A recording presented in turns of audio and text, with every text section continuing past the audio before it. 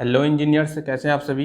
Engineers मैं corporate trainer Manoj Upadhyay स्वागत करता हूं आपका सिविल गुरुजी ट्रेनिंग इंस्टीट्यूट में। तो इंजीनियर्स, आज हम आपके लिए एक बहुत ही अच्छा टॉपिक लेकर आए हैं, जो कि हम जब भी हम साइट पर प्लास्टर करते हैं तो हमने क्या क्या चीज़ का ध्यान रखना है, इसके बारे में पूरा ये डिटेल्ड में वीडियो है। और अगर आप अपना घर बनवा रहे हैं और आपका ब्रिक वर्क का काम हो चुका है और अब आप प्लास्टर का काम शुरू करने वाले हैं, तो उससे पहले भी ये वीडियो आप ज़रूर देखें। और इसमें बहुत इंपॉर्टेंट पॉइंट्स रहने वाले हैं, तो इसीलिए आप एंड तक इस वीडियो को पूरा देखिएगा।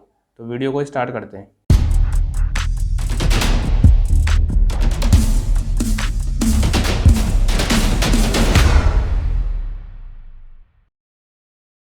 तो जैसा कि आप जानते हैं कि जो प्लास्टर वर्क है वो लास्ट में फिनिशिंग के टाइम पर आता है, उसके बाद ही हम उसमें पुट्टी और पेंट करते हैं। अगर हमने कहीं बीम और कॉलम में गलती कर भी दी है और उसके अलाइनमेंट में थोड़ा बहुत गलती हो भी गई है, तो लास्ट में जो प्लास्टर है उस पर हमको विशेष रूप से ध्यान देना चाहिए, क्योंकि प्लास्टर के बाद ही अगर प्लास्टर ही हमारा गलत हो गया तो फिर जो हमारी एरर्स हैं उनको छुपाना बहुत मुश्किल हो जाता है। तो इसीलिए पहले तो एरर करनी नहीं है, अगर हो भी रही है तो प्लास्टर के टाइम पर हमने विशेष रूप से ध्यान रखना है कि हम उस प्लास्टर को अच्छे से करें, जिससे कि हमारी जो एरर्स हैं वो मिनिमम हो।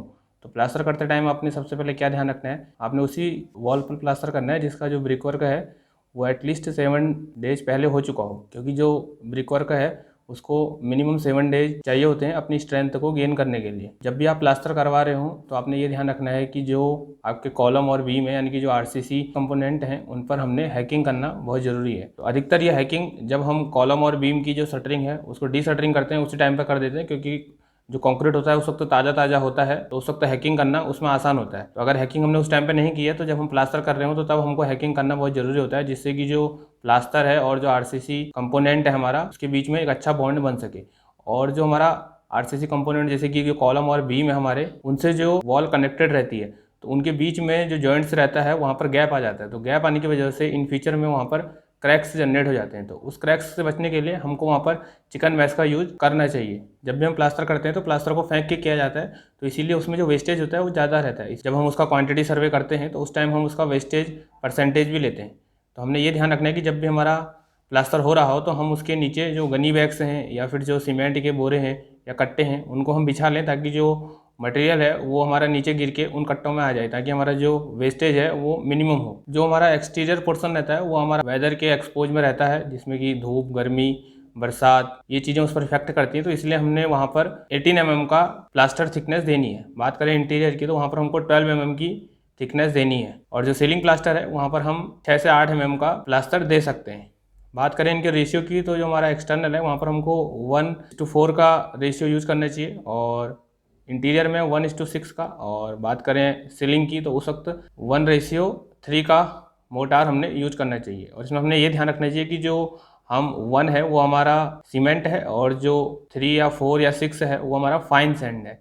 फाइन सैंड मीनिंग कि जिसमें कोर्स बिल्कुल भी ना हो। जैसे हमारे जो जो हम मशीनरी करते हैं, जो हम चिनाई वर्क करते हैं, उसके लिए हम कोर्स सैंड लेते हैं, लेकिन हमने प्लास्टर के लिए हमने फाइन सैंड ही लेनी है, ताकि हमारा जो सरफेस है वो स्मूथ बन सके। अधिकतर साइट्स पर हमने देखा है कि जब भी प्लास्टर होता है तो उसी टाइम पर क्यूरिंग की जाती है, जबकि एज पर स्पेसिफिकेशन हमको एटलीस्ट 24 आवर पहले से ही हमको अपनी जो क्यूरिंग है उसको स्टार्ट कर देना चाहिए, ताकि जो हमारी दीवार है वो वेट रहे और हमारा जो प्लास्टर का मोटार है उसका जो वाटर कंटेंट है वो वॉल न सूखे। इसीलिए हमने 24 घंटे पहले से ही अपनी जो वॉल्स हैं उनको वेट करके रखना है, ताकि ताकि जो प्लास्टर की स्ट्रेंथ है वो कंटिन्यू बने रहे। प्लास्टर जब भी स्टार्ट करें तो उसकी थिकनेस प्रॉपर बने रखने के लिए हमको बटन मास या फिर बुल मार्क या फिर लेवल मार्क भी उसको कहा जाता है, जो कि हम लगभग 1 से 2 मीटर के बीच में हम उन मार्क्स को लगाते हैं, ताकि हमारा जो प्रॉपर थिकनेस है वो कंटिन्यू बना रहे और हमको अनइवन सरफेस ना मिले।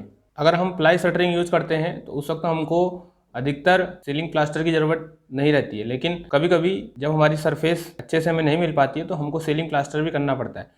तो जिस भी रूम या जिस भी बिल्डिंग में सीलिंग प्लास्टर करना हो तो हम दीवारों का प्लास्टर करने से पहले हमने जो सीलिंग का प्लास्टर है उसको कर लेना, ताकि जब सीलिंग का प्लास्टर होगा उस वक्त जो मसाला गिरेगा वो दीवारों में ना गिरे, जिससे कि हमारी दीवारें ख़राब ना हो।